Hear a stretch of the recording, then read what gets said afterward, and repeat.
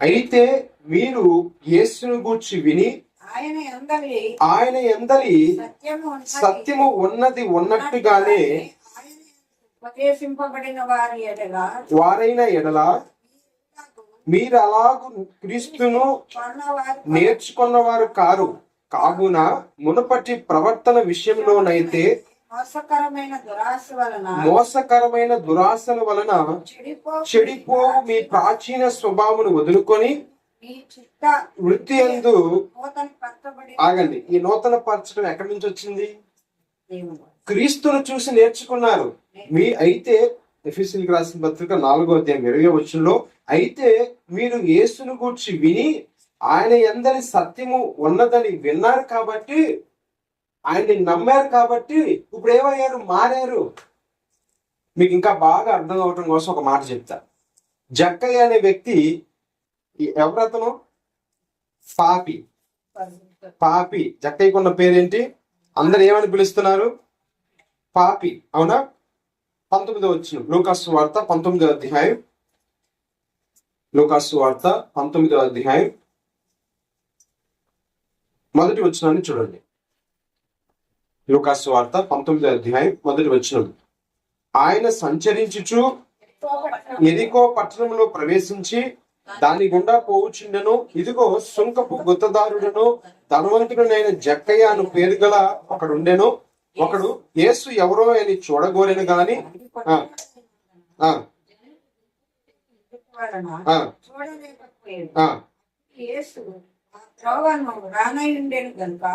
అతడు ముందుగా పరిగెత్తి ఆయనను చూచుటకు ఒక మేడు చెట్టు ఎక్కాడు. బానే ఉంది. ప్రభు ఆ దారిలో వచ్చారు. అక్కడికి రాగానే మేడి చెట్టు పైన ఉన్న జక్కయ్యను చూచి ప్రభు ఏం చెప్పారు? జక్కయ్య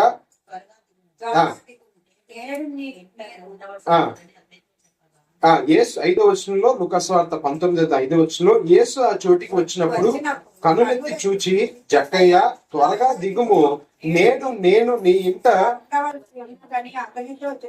అతడు త్వరగా దిగి ఆగండి. ఎవరిని చేర్చుకున్నారు ఇప్పుడు? జక్కయ్య అనే గుత్తదారుడు, సుంకపు గుత్తదారుడును ధనవంతుడునైన జక్కయ్యకి ఇంకో పేరు కూడా ఉంది. పాపి అని ఒక పేరు కూడా ఉంది. ఇప్పుడు యేసయ్యని అతడు చేర్చుకున్నాడు. 5వ వచనంలో ప్రభు అన్నాడు, అయ్యా నువ్వు కిందకి దిగు, నేను నీతో ఉండవలసినది అంటే అతను చెట్టు వెంటనే దిగి ఏం చేశాడు? చేర్చుకున్నాడు. 6వ వచనంలో అతడు త్వరగా దిగి సంతోషముతో ఆయనను చేర్చుకొనెను. 7వ వచనం అందరూ అది చూచి ఈయన పాపి అయిన మనిషిని యొద్ద బస చేయ వెళ్ళినని. పాపి అయిన జక్కయ్య ఇంటికి ఎప్పుడు యేసు ప్రభు వచ్చారు?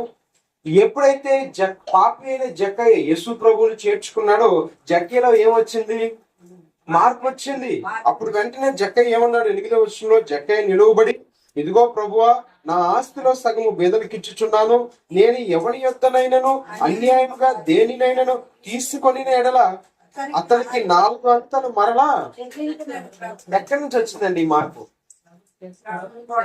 అదే బాప్తిజం అంటే. క్రీస్తులోనికి బాప్తిజం. ఈ మార్పు ఎవరి ద్వారా మొదలైందంటే క్రీస్తు ద్వారా మొదలైంది. క్రీస్తు ప్రభువారు చూపించారు. ఇంతకు ముందు మారాలన్నా ఏ అవకాశం లేదు. చాలా సందర్భాల్లో మనం మారాలని ప్రయత్నం చేశాం. డిసెంబర్ 31 వెళ్ళి జనవరి 1 వెళ్ళిపోయింది. చాలా సందర్భాలు ఏం చేస్తాం మనం? డిసెంబర్ 31 నుంచి ఇంకా ఏమి, జనవరి 1 నుంచి ఇంకా కొత్తగా ఉండాలనుకుంటాం. జనవరి 1 వెళ్ళింది, మళ్ళీ డిసెంబర్ 31 రాని. అలా సంవత్సరాలు కనబడి సంవత్సరాలు వెళ్ళిపోయినాయి, కానీ మనలో ఏమి రాలేదు, మార్పు రావట్లేదు.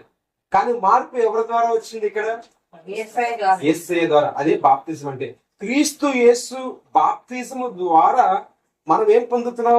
నూతనత్వం పొందుతున్నాం, నూతన పరచబడుతున్నాం. ఇప్పుడు రండి రోమీయులకు రాసిన పత్రిక 6వ అధ్యాయం. రోమీయులకు రాసిన పత్రిక 6వ అధ్యాయం 3వ వచనం ఇప్పుడు చదవండి. క్రీస్తు యేసులోనికి బాప్తిజము పొందిన మనమందరము ఆయన మరణములోనికి బాప్తిజం పొందితమని మీరు ఎరుగురా? ఆయన బాప్తిజం అంటే ఏంటి? క్రీస్తు యేసులోనికి బాప్తిజం పొందటం అంటే మార్పు చెందటం. మార్పు చెందిన మనము ఆయనతో పాటు మరణంలో కూడా పాలుభాగస్తులు అవ్వాలి. అర్థమవుతుందా? క్రీస్తు యేసు యొక్క బాప్తిజం అనగా క్రీస్తు ద్వారా మనలో మార్పు వస్తుంది. జక్కయ్య ఎవరి ద్వారా మారాడు? ఎప్పుడైతే యేసు ప్రభుని తన ఇంట్లో చేర్చుకున్నాడో, తన ఒంట్లోకి చేర్చుకున్నాడో మార్పు వచ్చింది. మార్పు వచ్చిన ఆ పాపి అని పిలువబడే జక్కయ్య నూతనత్వంలోకి వచ్చాడు. అయ్యా, నేను ఎవరి యుద్ధనైనాను అన్యాయంగా తీసుకుంటే అతనికి 4 గంటలు పాపక్షమాపణ వచ్చింది, పశ్చాత్తాపం వచ్చింది. అవునా? పశ్చాత్తాపడ్డా? ఎప్పుడు పశ్చాత్తాపం రానంత వరకు ఏం చెయ్యం? నేనేంటి ఒప్పుకునేది, నేనేంటి మాట్లాడేది, నేనేంటి వెళ్ళేది, ఆడు కదా అంది అంటామా లేదు? ఇంతకు ముందు కూడా జక్కయ్యకి పశ్చాత్తాపం లేదు కాబట్టి అది అన్యాయం అనిపించలా. అతడు సంపాదించినదంతా అన్యాయం అని అతనికి అనిపించలా. ఎప్పుడైతే యేసు ప్రభు దగ్గరికి వచ్చాడో, యేసు ప్రభు అతని దగ్గరికి వెళ్ళాడో, వాస్తవానికి యేసు ప్రభు జక్కయ్య దగ్గరికి వెళ్ళాడు. జక్కయ్య, నువ్వు రా, నేను నీతో ఉండాలి అన్నాడు.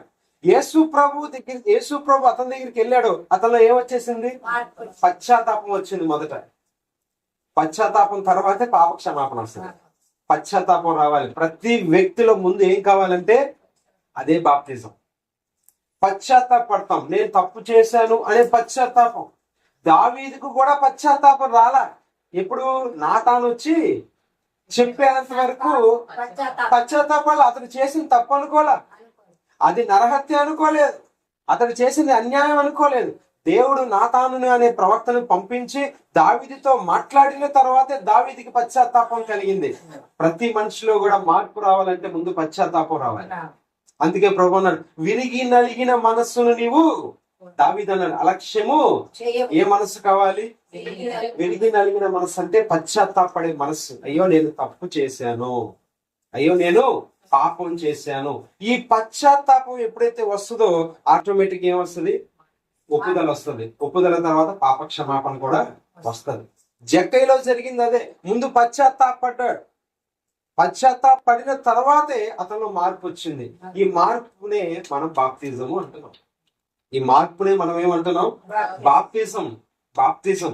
మరి ఈ బాప్తిజం పశ్చాత్తాపడిన మనము, పాపక్షమాపణ పొందిన మనము ఇంకో పని కూడా చేయాలి. ఏంటో పని అంటే అక్కడే ఉంది చూడండి, 6వ అధ్యాయం 3వ వచనంలోనే, క్రీస్తు యేసులోనికి బాప్తిజము పొందిన మనమందరము, అంటే నూతనత్వం పొందిన మనమందరము ఆయన మరణంలోనికి కూడా, ఆయన మరణంలో కూడా బాప్తిజం పొందామంటే, ఆయన మరణం ఎందుకు చెందాడు? మన పాపాల నిమిత్తం. మన పాపాల నిమిత్తం, మన అవిధేయత, మన అక్రమాల కొరకు ఆయన మరణం పొందాడు. ఇప్పుడు మనలో ఉన్న ఆ వాటన్నిటిని కూడా మనం కూడా ఏం చేయాలి? పాతి పెట్టాలి. మనలో ఉన్నవి కూడా ఏం చేయాలి? పాతి పెట్టాలి. అదే మరణం.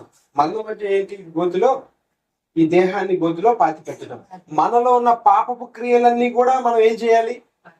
పాతి పెట్టాలి. అదే మరణ బాప్తిజం. ఒకటి, క్రీస్తు యేసులోనికి బాప్తిజం పొందిన మనము, అంటే ఆ బాప్తిజం ద్వారా మనకేమొస్తుంది? పశ్చాత్తాపం వస్తుంది, పాపక్షమాపణ వస్తుంది. పశ్చాత్తాప పడటమే కాదు, ఇక్కడ 2 విషయాలు చేయాలి. పశ్చాత్తాపడటమే కాదు కానీ వెంటనే వాటిని ఏం చేయాలి? మరణం అనే బాప్తిజం అంటే వాటన్నిటిని కూడా పాతి పెట్టాలి. మన పాపపు క్రియలు, మన అవిధేయ క్రియలన్నీ కూడా మనం ఏం చేయాలి? పాతి పెట్టాలి. పాతి పెడితేనే మళ్ళీ మనం ఏమవుతాం? అందుకే ఇప్పుడు రాస్తున్నాడు అక్కడ, రోమిలికి రాసిన పత్రిక 6వ అధ్యాయంలో 4వ వచనం చూడండి. కాబట్టి తండ్రి మహిమ వలన ఎలాగూ లేపబడేనో, ఆ మాట చదవండి, అలాగే మనమును నడుచుకున్నట్లు మనము బాప్తిసము వలన మరణంలో పాల్గొంటుతాయి ఆయనతో కూడా పాతి పెట్టబడుతున్నాం.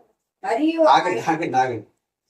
బాప్తిజం అయితే పొందాం, పశ్చాత్తాపం అయితే వస్తుంది కానీ మరణం అనే బాప్తిజం రావట్లేదు. అంటే అది పాతి పెట్టట్లే. ఇంకా మనం పశ్చాత్తాపం వస్తుంది, ఆ నిమిషానికి మాత్రం అయ్యో అనేసాం, తప్పు చేసాం, పశ్చాత్తాప పడుతున్నాం. కానీ ఏం చేయట్లా? మరణం అనే బాప్తిజం ద్వారా మనలో ఉన్న అహం, మనలో ఉన్న కోపం, మనలో ఉన్న అసూయ, మనలో ఉన్న క్రోధము, మనలో ఉన్న శరీర కార్యాలను మనం ఏం చేయట్లా?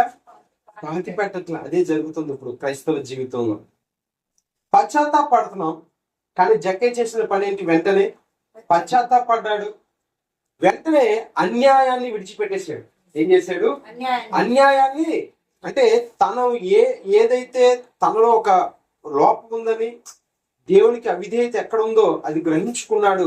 ఆ అవిధేయతను విడిచిపెట్టేశాడు. అయ్యా, నేను ఎవరి యొద్దనైనా అన్యాయంగా తీసుకుంటే అతనికి నేను 4 గంటలు ఇచ్చేసాడు. అంటే వదిలేశాడు దాన్ని. ఆ అక్రమంగా సంపాదించిన దాన్ని విడిచిపెట్టేశాడు, పాతి పెట్టేశాడు. నేటి క్రైస్తవ జీవితంలో ఉన్న గొప్ప పొరపాటు ఏంటంటే పశ్చాత్తాపడుతున్నాం, మంచిదే, కానీ ఏం చేయలేకపోతున్నాం. ఆ శరీర క్రియలనే వాటిని మనం ఏం చేయలేకపోతున్నాం, పాతి పెట్టలేకపోతున్నాం, వాటిని విడిచిపెట్టలేకపోతున్నాం. జక్కై విడిచిపెట్టాడు. ఇక్కడ మనము బాప్తిజము అనగా ఆ బాప్తిజం ద్వారా నూతనత్వం అయితే పొందుతున్నాము, కానీ ఆ విడిచిపెట్టవలసినవి మనం ఏం చేయలేకపోతున్నాం, పాతి పెట్టట్లే. అదే అన్నాడు. ఇప్పుడు ఏం చేయాలట మనము 4వ వచనంలో, కాబట్టి తండ్రి మహిమ వలన క్రీస్తు మృతుల నుండి ఎలాగూ లేపబడేనో అలాగే మనమును నూతన జీవము పొందిన వారమై నడుచుకొనున్నట్లు బాప్తిసము వలన మరణములో పాలు పొందుటకై ఆయనతో కూడా ఆయనతో పాటు మనం ఏం చేయట్లా, పాతి పెట్టట్లా. ఆయనతో పాటు మనం ఏం చేయట్లా, పాతి పెట్టట్లా. ఆయనతో పాటు మన శరీరంలో ఉన్న ఈ యొక్క 15 ఉన్నాయి. గలతీయులకు రాసిన పత్రిక 5వ అధ్యాయం తీయద్దు కానీ 15 క్రియలు ఉన్నాయి. 15 ఉన్నాయి, శరీర కార్యములు 15 ఉన్నాయి. ఆ 15 పాతి పెట్టట్లా. అందుకే ఏం చేస్తున్నాం, మరలా పశ్చాత్తాపడతాం. మరలా ఏం చేస్తున్నాం, పశ్చాత్తాప పడుతున్నాం. మన పాపాలు ఎప్పుడో క్షమింపబడ్డాయి. క్రీస్తు మరణము ద్వారా, క్రీస్తు రక్తం ద్వారా ఎప్పుడో ఏమైంది, అవి కొట్టివేయబడ్డాయి. గత కాలం ముందు మనం చూసాం కొలస్సీలకు రాసిన పత్రికలో, సిలువ మీద మేకులతో మన పాపాన్ని అంతా ఏం చేశాడు, తన రక్తంలో తుడిచివేసేసాడు. ఆ మరకలన్నీ తన రక్తంతో తుడిచివేసేసాడు. ఇరిమియా గ్రంథంలో రాయబడిన మాట ఏంటంటే, మీ పాపం మరకబలే ఉన్నాయి, అవి సబ్బు పెట్టి కడిగినా దేంతో పెట్టినా యెషయా గ్రంథంలో కూడా ఉంది. అయిపోవు, అవి అట్లా ఉండాల్సిందే, అవి అట్లా ఉండాల్సిందే. అలా ఉండిపోయే ఆ పాపపు మరకల్ని ఆయన రక్తంతో ఏం చేసాడు, తుడిచివేసేసాడు. కానీ మనము ఆ శరీర కార్యాలను పాతి పెట్టని కారణం చేత మరలా ఏం చేస్తున్నాం, పశ్చాత్తాపడుతున్నాం. అయ్యా, పాపం చేశాను, క్షమించు. అయ్యా, ఏదో అనేశాను, క్షమించు. అందుకే కొరింథీయులకు రాసిన పత్రికలో చాలా స్పష్టంగా రాయబడుతున్న మాట ఏంటంటే, 1 కొరింథీ 15వ అధ్యాయం, కొరింథీయులకు రాసిన మొదటి పత్రిక 15వ అధ్యాయం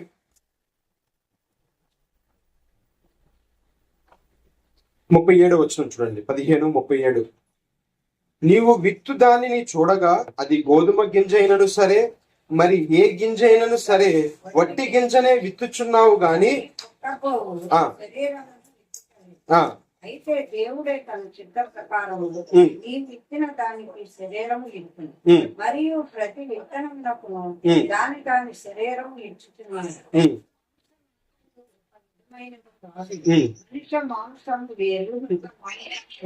ఆగండి, 42 వచ్చింది చదవండి. 42. మృతుల పునరుద్ధానమును అలాగే శరీరము క్షయమైనదిగా విత్తబడి ఘనహీనమైనదిగా విత్తబడి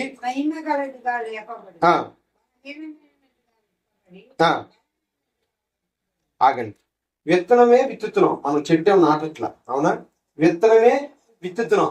విత్తిన విత్తనం ఏమవుతుంది, చస్తుంది. చచ్చి ఆ విత్తనం కుళ్ళిపోయి దాని నుంచి ఏమొస్తుంది,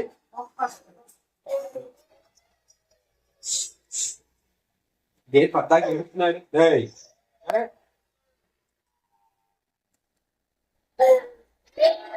ఆడుకోపో, వెళ్ళు ఆడుకోపో.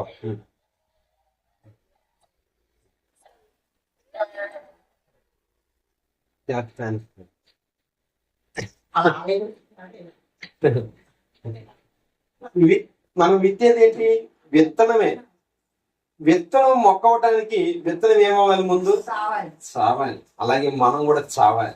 మనం చావాలంటే మనలో ఉన్న క్రియలు చావాలి. అప్పుడే కొత్తగా మనం జన్మిస్తాం. ఈ వాక్య భాగానికి అర్థం అదే. బాప్తిజము అనగా మనలో నూతనత్వం రావాలి అంటే మొదట మన శరీరంలో ఉన్న ఈ 15 ఏవైతే ఉన్నాయో వాటిని పాతి పెట్టాలి, వాటిని చంపాలి. మనం చంపట్ల. మనలో ఉన్న అసూయను, మనలో ఉన్న క్రోధాన్ని, మనలో ఉన్న ఇతర శరీర కార్యాలన్నీ సజీవుగానే ఉంటున్నాయి. అందుకే మనలో నూతనత్వం అనేది రావట్లేదు. నూతన స్వభావం అనేది మనలో ఎందుకు రావట్లా? క్రీస్తుని గురించి విన్నాం, ఆయన సత్యవంతుడిని నమ్మాం, వచ్చాం, ఆయన నమ్మాం, మంచిదే కాదని ఇట్లా. కానీ క్రీస్తు స్వభావంలోనికి లేదా క్రీస్తు పోలికలోకి మనం ఎందుకు రావట్లేదంటే, ఎందుకు రావట్లేదు?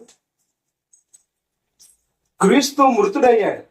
క్రీస్తు చనిపోవటం అంటే ఏం చంపాడు? ఆయన శరీర కార్యాలని చంపాడు. కాబట్టే తిరిగి లేచాడు. తిరిగి లేచినప్పుడు మరి 40 దినాలు ఆయన వారికి ప్రత్యక్షం అవుతూ ఉన్నాడు. ఇంచుమించు 40 దినాలలో 500 మందికి కనపడ్డాడంట. అపొస్తలుల కార్యం 1వ అధ్యాయంలో ఉందా వచనం. 500 మందికి ఆయన ప్రత్యక్షంగా కనపడ్డాడు, మాట్లాడాడు. ఆయన శిష్యులతో గాని స్త్రీలు కొంతమందితో మాట్లాడాడు. ప్రభు దగ్గరికి వచ్చి ముట్టుకోబోతుంటే ప్రభు ఏమన్నాడు? నేను ఇంకా మహిమపరచబడలేదు అన్నాడు. యేసు ప్రభుది చనిపోకముందు ఏ శరీరం? మనలాంటి శరీరమే, మట్టి శరీరమే. ఆయన చనిపోయి తిరిగి లేచిన తర్వాత ఏ శరీరంలోకి మార్చబడ్డాడు? మహిమ శరీరంలోకి. అందుకే అన్నాడు నేను ఇంకా మహిమపరచబడలేదు అన్నాడు. మహిమపరచబడలేదు అంటే మట్టిదైన ఈ శరీరము, ఈ శరీరంలో ఉన్న వాటిని చంపితేనే మరలా తిరిగి ఎలా లేస్తాం? మహిమ గల శరీరంగా మార్చబడతాం. అందుకే ఇక్కడ రాస్తున్నాడు కొరింథీయులకు రాసిన పత్రిక 15వ అధ్యాయం 42వ వచనము. మృతుల పునరుద్ధానమును అలాగే శరీరము క్షయమైనదిగా విత్తబడి, ఆగండి, శరీరము క్షయమైనదిగా ఏం చేయబడాలి? విత్తబడి మహిమ గలదిగా లేపబడును. ఈ శరీరం రేపు మహిమ గలదిగా లేపబడాలంటే ముందు శరీరంలో ఉన్న ఏం చేయాలి? చంపాలి. మనం చచ్చేలోపు ఆ 15 చంపాలి. మనం చచ్చేలోపు ఏం చేయాలి? ఆ 15 చంపాలి. లేకపోతే రేపు మహిమ గల శరీరంగా లేపబడం. మనం చనిపోయే లోపు ఆ శరీర కార్యాన్ని చంపకుండా గనక మనం చచ్చామా, ఇంకా రెండవసారి మళ్ళీ మన దేహం లేపబడదు, మహిమ శరీరంగా లేపబడదు. అదే రాస్తున్నాడు. శరీరాన్ని విత్తేటప్పుడు మనం ఎలా విత్తుతున్నాం? క్షయమైనదిగా విత్తబడి అక్షయమైనదిగా లేపబడను, ఘనహీనమైనదిగా విత్తబడి మహిమ గలదిగా లేపబడుతుంది. మహిమ గలదిగా లేపబడుతుంది.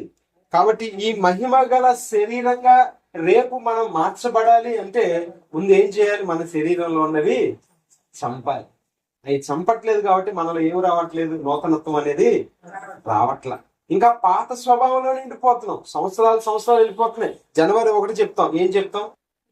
ఇప్పటి నుండి క్రీస్తు యేసునందున్న వారికి ఏ శిక్ష విధి లేదు, సమస్తమును నూతన పరచబడింది అంటాం. క్రీస్తు యేసులో ఉన్న మనము ఎందుకు నూతన పరచబడట్లా? చెప్పండి. క్రీస్తు యేసునందున్న వారికి ఏ శిక్ష విధి లేదు, ఇప్పటి నుండి వారు ఏం చేయబడుతున్నారు? అదే 1 కొరింథీయులకు రాసిన మొదటి పత్రిక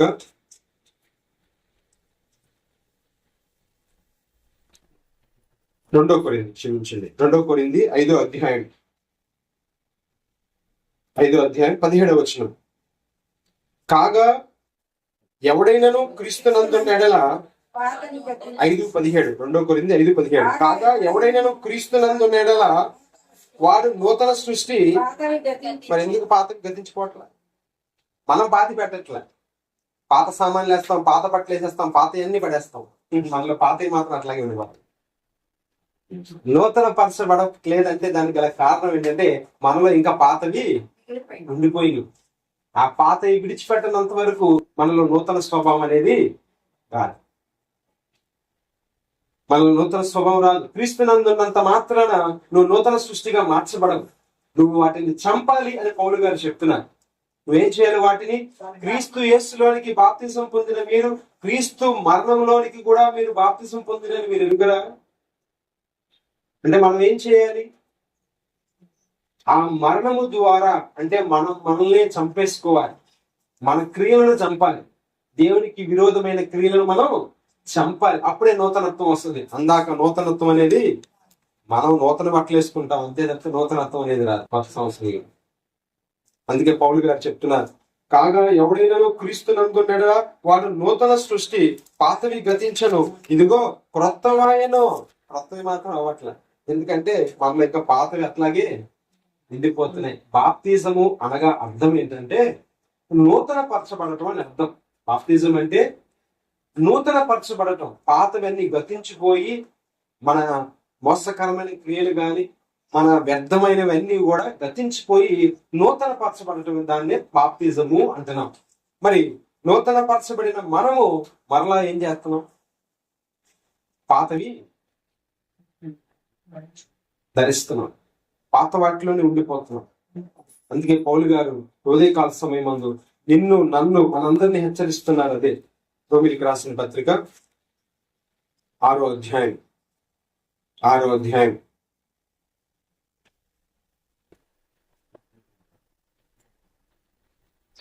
వచనాన్ని చూడండి.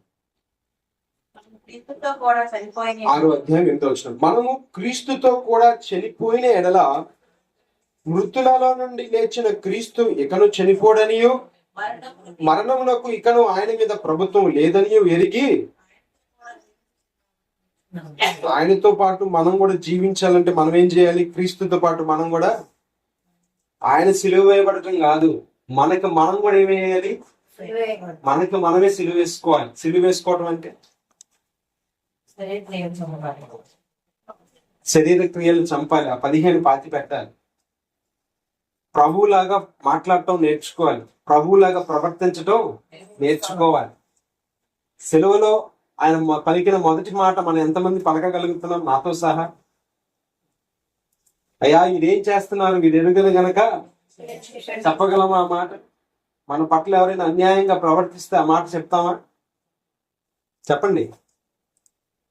మరి క్రీస్తు చనిపోయినట్టుగా మనం ఎక్కడ చనిపోయాం? ఆయనతో పాటు తిరిగి లేవాలి. ఆయన లేచాడు, ఆయన మళ్ళీ వచ్చి మనందరినీ లేపాలి. అంటే మనం ఏమవ్వాలంట? ముందు 6, 8 చదవండి. మనం క్రీస్తుతో కూడా చనిపోయిన ఎడల చనిపోవాలి. ఆగండి. క్రీస్తుతో పాటు మనం కూడా ఏమవ్వాలి? ఆయనకి సిలువ వేసుకున్నాడు, రోమిలో ఆయనకి సిలువ వేశారు. మనమే ఏం చేయాలి? ఎవడైనాను నన్ను వెంబడించగోరిన ఎడల ఏం చేయాలన్నాడు? తన సిలువను ఎత్తుకొని, ఎవడు మోసుకోవాలి? ఆడి సిలువ ఆడే. సిలువ అనగా ఇతరుల భారం అని అర్థం. సిలువ అనగా ఇతరుల యొక్క భారం. ఇతరుల భారం అంటే ఇతరులను క్షమించే విషయం, ఇతరులను ప్రేమించే విషయం నేర్పిస్తుంది సిలువ. యేసు ప్రభుతో పాటు తిరిగి మరలా మనం కూడా జన్మించాలి, ఆయనలాగా పునరుద్ధానం అవ్వాలంటే ఆయన సిలువ వేయబడినట్టుగా ఎవరికి వారము మనం ఏం చేయాలి? సిలువ వేసుకోవాలి. మనకి ఎవరు సిలువ వేయరు, మనమే సిలువ వేసుకోవటం అంటే మనల్ని మనమే చంపుకోవాలని అర్థం. మనమే చంపుకోవాలంటే అర్థం ఏంటంటే మన శరీర క్రియలను చంపాలని అర్థం. మన శరీర క్రియలను చంపాలని అర్థం. అదే బాప్తిజం అంటే. మనలో ఉన్న శారీరక క్రియలను మనం పాతి పెట్టాలి. మరణం అంటే అదే అర్థం. కానీ మనలో ఇంకా పాతవి అలాగే ఉండిపోతున్నాయి. మనలో ఇంకా పాతవి అట్లాగే సజీవంగానే ఉండిపోతున్నాయి. అందుకనే సిలువను మనం మోయలేకపోతున్నాం, క్రీస్తును వెంబడించలేకపోతున్నాం. జక్కయ్య చేసిన పని ఏంటి? వెంటనే తనలో ఉన్న అన్యాయపు స్థితిని వదిలేశాడు, అంతే. అయ్యా వెంటనే అన్నాడు, ఏమన్నా ఆలోచించుకొని చెప్పాడు. ఎప్పుడైతే యేసు ప్రభువుని చేర్చుకున్నాడో వెంటనే పశ్చాత్తాపం వచ్చేసింది. పశ్చాత్తాపం తర్వాత ఏమొచ్చేసింది? ఇదిగోయ్యా దీన్ని నేను విడిచిపెట్టేస్తున్నాను, వదిలేస్తున్నాను, ఇంక ఈ నా కాస్తి అవసరము లేదు, నేను అన్యాయంగా సంపాదించి నాకు అవసరం లేదని వదిలిపెట్టేశాడు. పాతవి గతించిపోయి జక్కయ్య జీవితంలో. కాబట్టి మనము కూడా, ప్రభు త్వరగా రాబోతున్నాడు, ఆయన మధ్యాకాశంలోకి వస్తున్నాడు. ఆయన వచ్చేటప్పటికి మనము మరణిస్తే మొదట మనమే లేస్తాం. ఎంత గొప్ప ధన్యత. ఒకవేళ ఆయన వచ్చే సమయానికి మనం ఇంకా సజీవులకు ఉంటే మనం రెండోసారి లేస్తాం. అంటే మొదట మృతులైన వారు లేస్తారు, ఆ మీద సజీవులమైన మనము లేస్తాం. కాబట్టి ఒకవేళ ఆయన వచ్చే సమయానికి మనం చనిపోయి ఉంటే మొదట మనమే ప్రభుని చూడగలుగుతాం. అలా ప్రభు మనల్ని లేపాలి అంటే, ఆయన ఆ కడబోర శబ్దము మనం వినాలి అంటే మనమే చంపుకోవాలి. మన శరీర క్రియలు మనమే చంపాలి. మనకి ఎవరు సిలువ వేయరు. వేస్తారు ఎవరైనా? ఊరుకుంటావా? ఇంకా